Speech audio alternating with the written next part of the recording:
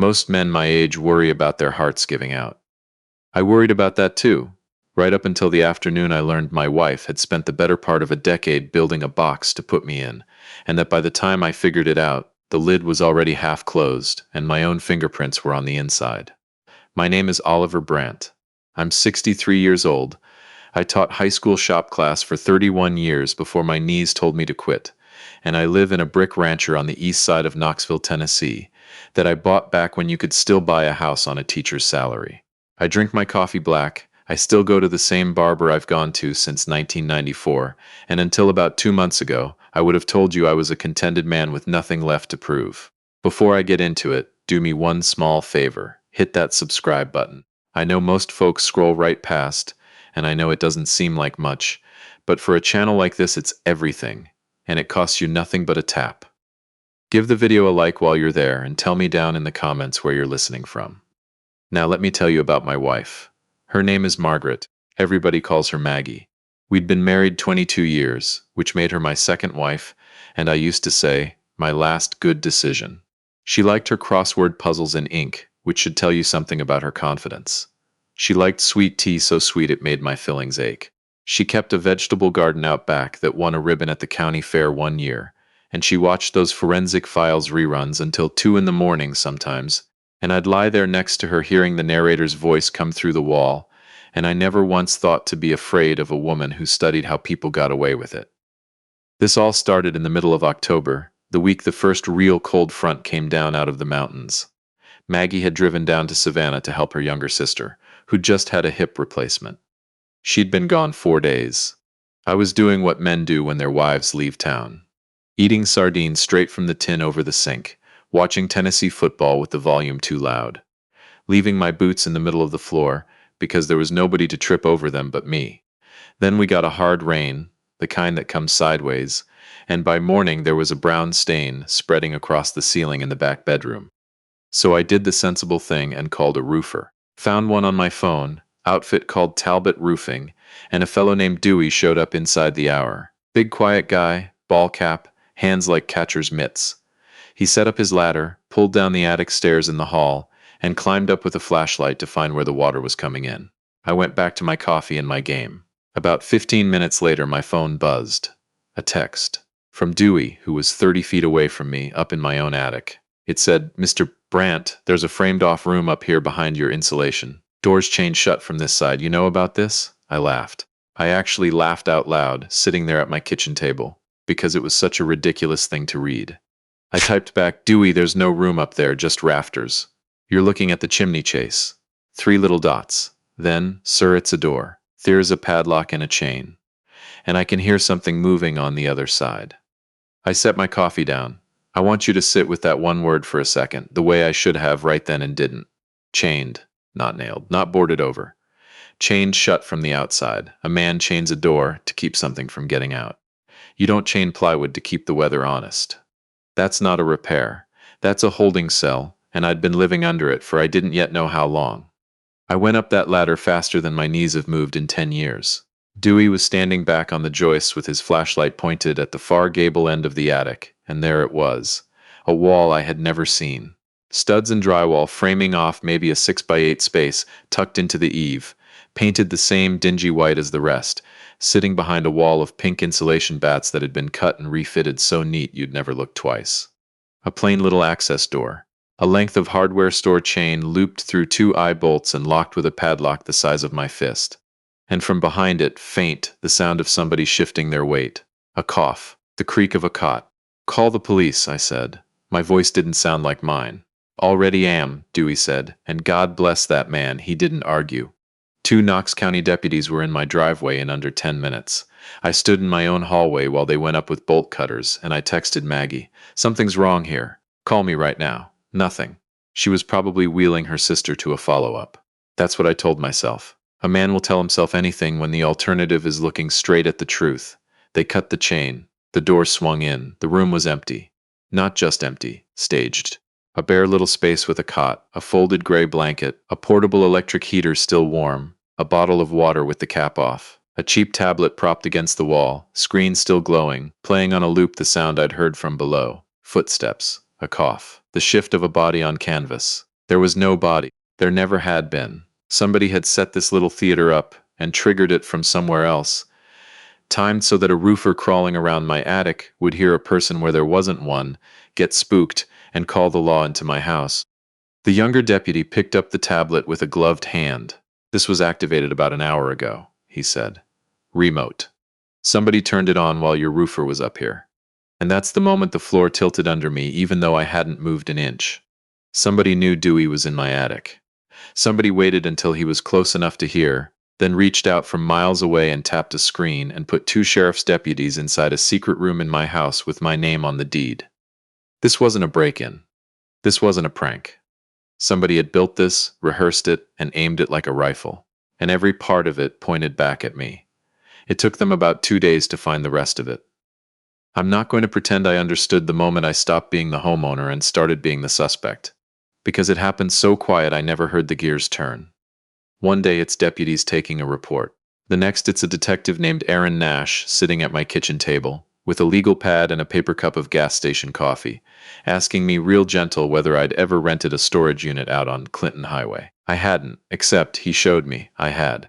A climate-controlled unit, paid in cash, leased 11 months back under my name and my driver's license number. And when they cut that lock, they found a suitcase of women's clothes, a phone activated on a prepaid plan billed to me, and a wallet.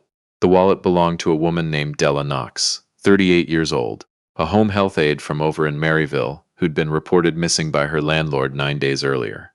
"Mr. Brandt," Detective Nash said, and he was watching my face the whole time, the way you'd watch a pot you weren't sure was going to boil over. "Do you know this woman?" "No," I said. "I have never seen her in my life. I swear to you on anything you want." And it was the truth. Every word. But something tore loose inside my chest right then, because there was a piece of this I hadn't told the detective, a piece I needed to be alone with before I could even believe it myself. When I got home that night, I went straight back to our bedroom, to my wife's side, to the drawer in her nightstand where she keeps her reading glasses, and her hand cream, and the little leather Bible her mother left her. I don't know what made me open it. I pulled out the Bible, and a square of photo paper slid out from between the pages of the Book of Ruth and landed on the carpet face up. It was Della Knox, the missing woman. Smiling at a camera she didn't know would do this to her. My wife had her picture tucked in her Bible like a bookmark. I sat down on the edge of the bed I'd shared with Maggie for 22 years, in a house that the county now seemed to think was the scene of a crime, and I held a photograph of a missing stranger that my own wife had hidden in the one book she'd never let me touch because she said it was sacred. And I thought about all those nights of forensic files coming through the wall, all those crosswords in ink, all that confidence. I'd married a woman who never made a mistake she couldn't erase, and I'd spent 22 years thinking that was a virtue. If you've stuck with me this far, do me that favor and hit the like button. It genuinely keeps stories like this one finding the people who need to hear them. Thank you, sincerely. Here's the part nobody warns you about when your own wife frames you. The hardest thing isn't the evidence stacking up. It's looking back at every kindness she ever showed you and not being able to tell anymore which ones were real and which ones were just good carpentry. Maggie came home from Savannah 2 days after the deputies left. She'd seen my texts by then, talked to Nash on the phone, and she came through that door looking exactly the way a frightened wife is supposed to look. She dropped her bag, took my face in both hands, and her eyes filled right up. "Oliver, honey, what is happening to us?" And I'll tell you the truth, for about an hour I believed every bit of it. I held her at the kitchen counter while she cried. I told her about the attic, the chain, the storage unit, the photograph I'd found, except I didn't tell her about the photograph. Something stopped me. I just said they'd shown me a picture of the woman. She said all the right things. "This is insane. Somebody's doing this to us. We need a lawyer, baby. We need a good one tomorrow morning. We need a lawyer." I thought she was protecting me. I know now she was managing me. The thing that cracked her, just for a half second, was the storage unit. When Detective Nash came back a few days later and laid it out for both of us at that same kitchen table, the cash lease, the wallet, the prepaid phone, I happened to be looking at my wife's face instead of his. And I saw it, a stillness. The smallest catch, like a record skipping and recovering before anyone else in the room noticed. Then the tears were right back on cue. "This is a setup," she said, squeezing my hand hard. "My husband has never rented a storage unit in his life. Somebody is framing him." Nash looked at her a long beat. Mrs. Brandt, what makes you so sure it's a frame? She didn't hesitate. Because I know my husband. I turned that over in my head for 2 solid days afterward. She didn't say he'd never do something like that. She didn't say it was impossible, that he wasn't that kind of man. She said she knew me. She kept it on certainty and away from character, and it took me a shamefully long time to understand that's a lawyer's sentence wearing a wife's voice. That's when I called Sid Coleman. Sid and I went to UT together back in the 70s, roomed together one bad year in a house with no heat, and stayed close ever since. Sid spent his whole career as a forensic accountant, the kind of man who can look at a column of numbers and tell you which one is lying. I called him on a Sunday and told him everything. He was quiet a long time, and Sid being quiet is the most alarming sound I know. Oliver, he finally said. Who handles your money? Maggie does. Has for years. All of it? I started to answer and stopped. Because the truth was, yes. Somewhere around our 3rd year of marriage, I'd griped about how much I hated paying bills online. Never could keep the password straight, and she'd laughed and said, let me just take it. You go enjoy your retirement. And I had. For 19 years the bills got paid and the statements got filed, and I never once looked, because why would I? Everything was fine. The mortgage was almost gone. We had a nice nest egg. A trusting man and a patient woman make a dangerous pair, and I was the trusting one. Pull every statement you can get your hands on, Sid said. Checking savings, the 401k, roll over, the home equity line if you've got one. Go back 10 years, and do it from a computer she doesn't use it. So I did. I drove to the library, of all places, and logged into accounts I'd half forgotten the names of, and I printed until the machine ran out of paper twice. Then I drove the stack over to Sid's house, and we spread it across his dining room table under the good lamp, and he put on his glasses and went to work. What we found didn't shout. That was the genius of it, and the cruelty. There was no single theft you could point at. Instead, there were hundreds of small ones. A few $100s a month for years, routed to an account at a bank 2 counties over that I'd never heard of. A consulting payment to an LLC that didn't seem to do any consulting. Cash withdrawals timed and sized to stay under the $10,000 mark that makes a bank fill out a report, the way somebody does when they've read about structuring and decided to be careful about it. There was a home equity line of credit I never knew we'd opened, drawn down to almost nothing.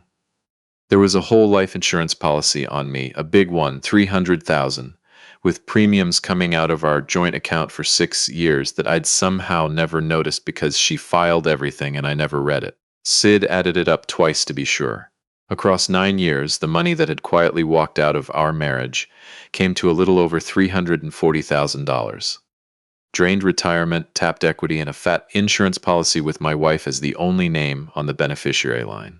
I sat there in my old friend's dining room and felt a cold come over me that had nothing to do with fear. It was the cold of seeing the size of something, because the earliest of those quiet little transactions wasn't dated to some recent bad stretch.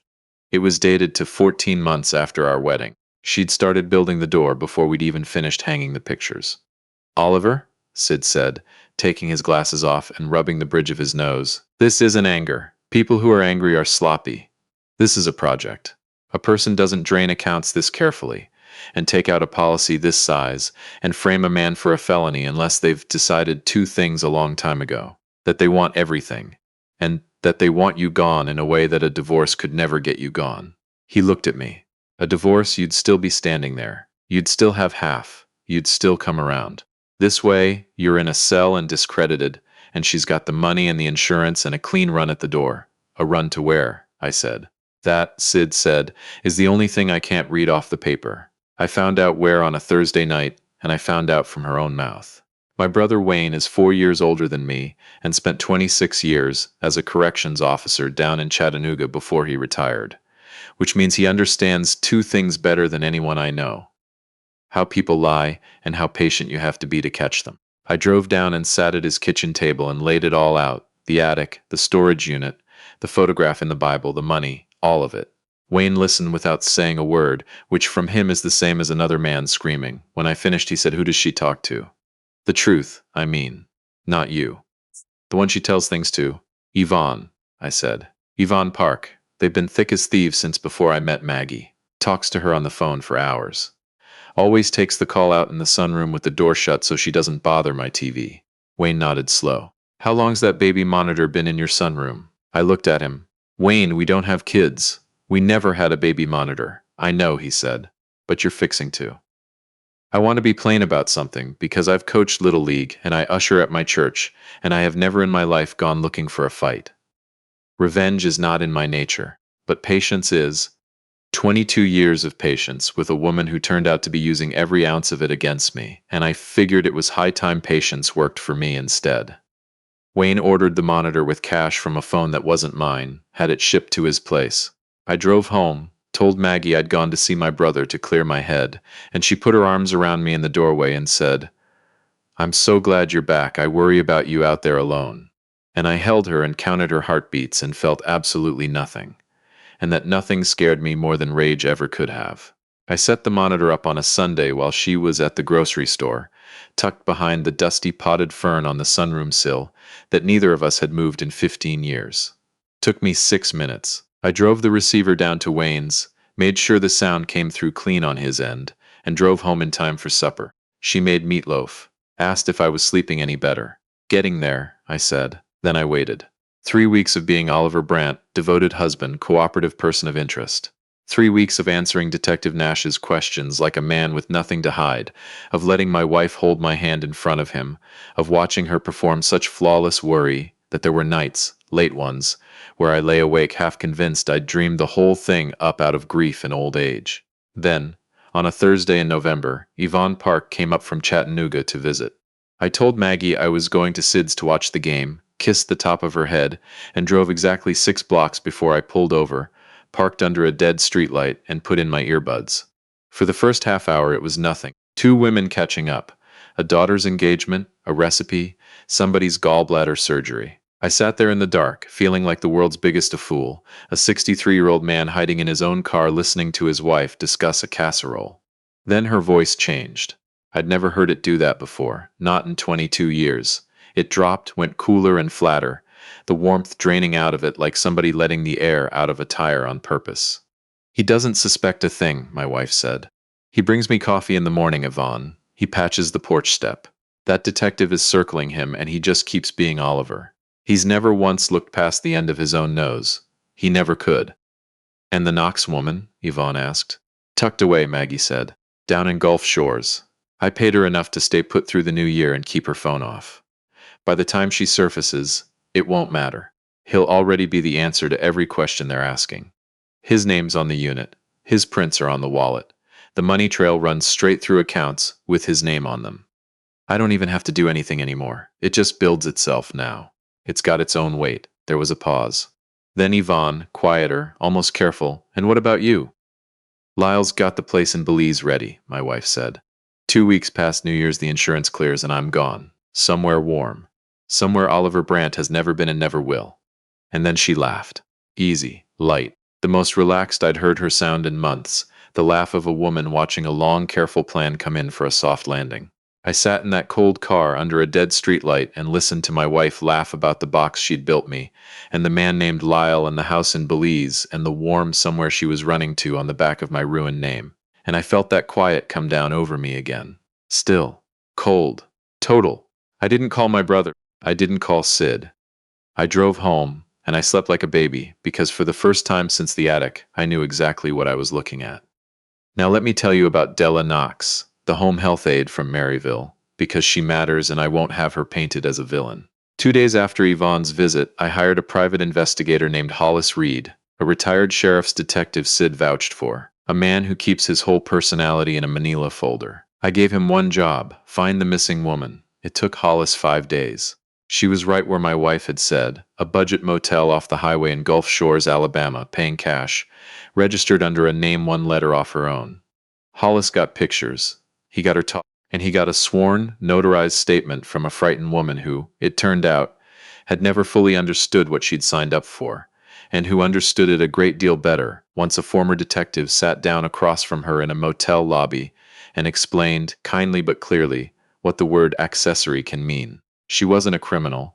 She was a woman behind on rent who'd been offered $8,000 to take a vacation and keep quiet, and who'd told herself it couldn't really hurt anybody. She gave us everything. How my wife had found her through a home care agency. What she'd been paid. how she'd been coached to leave her wallet behind and turn her phone off and stay gone through the holidays. She cried for a good 10 minutes, and Hollis sat with her until she stopped, because for a man who looks like a filing cabinet, he turned out to be a surprisingly decent human being. So now I had two things my wife was certain didn't exist: a recording of her own voice laying out the whole plan, the money, the insurance, Belize, the man named Lyle, and a notarized statement from the missing woman who was never missing. Here's what I didn't do with them. I didn't march into the police station and hand them over, because evidence handed over by the prime suspect, no matter how clean, becomes a process. A long, grinding public process, 18 months of motions and hearings, during which my wife would lawyer up, go silent, liquidate every last dollar she could still reach, and take that flight to Belize while the courts were still clearing their throats. She was good at the long game. I'd seen the proof of that spread across Sid's dining room table. So I played a shorter one.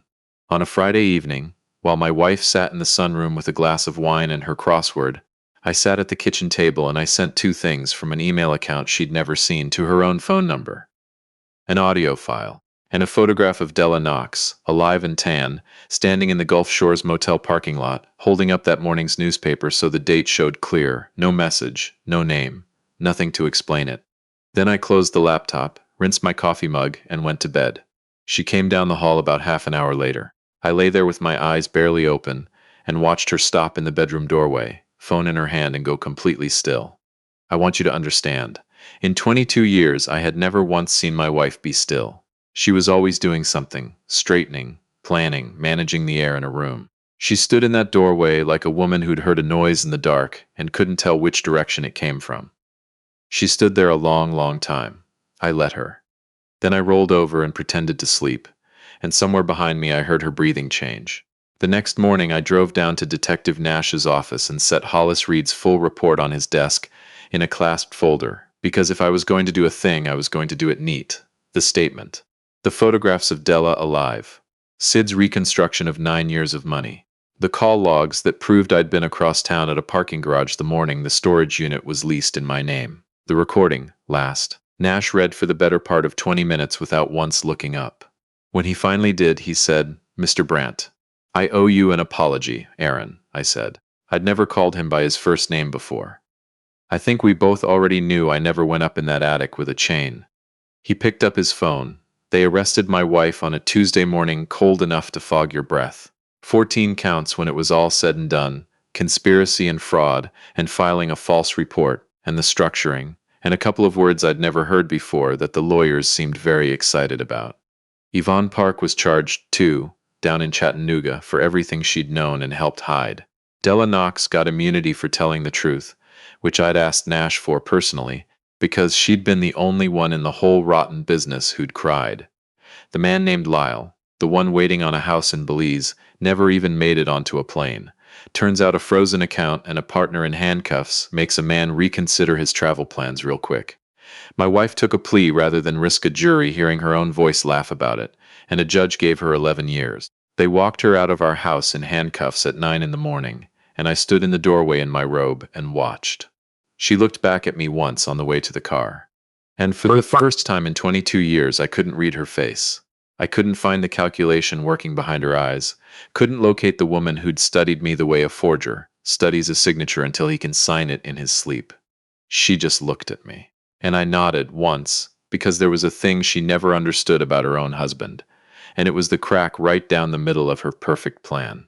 She spent 9 years learning what I did, where I went on Tuesdays, how I signed my name, how heavy I slept and how little I read and how much I trusted. She studied my every habit until she could wear me like a coat.